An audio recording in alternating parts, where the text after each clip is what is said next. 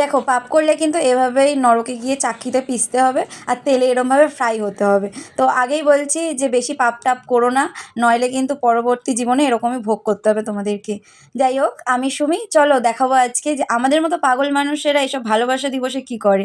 যদিও আমার কাছে এইসবের কোনো স্পেশাল ডেট হয় না, কারণ পুরো সপ্তাহ যেহেতু আমরা টাইম পাই না কথা বলার পর্যন্ত, সে কারণে আমরা ছুটির দিনগুলো চেষ্টা করি যে একসাথে বেরোনোর বা কোথাও গেলাম, কিছু খেলাম, এইটুকুনি। তো আমরা ঘুরতে, ঘুরতে চলে গেছিলাম একটা মেলাতে।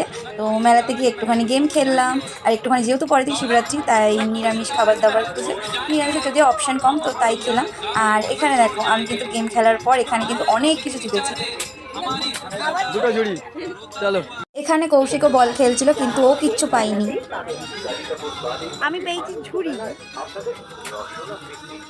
কিন্তু ছেলের বন্দুকের টিপ কিন্তু খুব ভালো।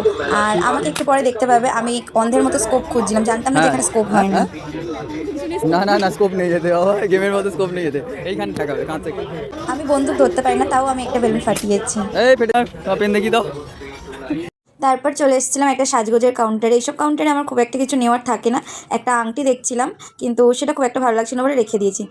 আর এই যে আমার মেলার জিনিসপত্র, আর চলে যাচ্ছি বাড়ির উদ্দেশ্যে। আর এরপর থেকে কিন্তু আমার পার্সোনাল লাইফের ভিডিওগুলো এই আইডিতেই আসবে। তো আজকের জন্য টাটা।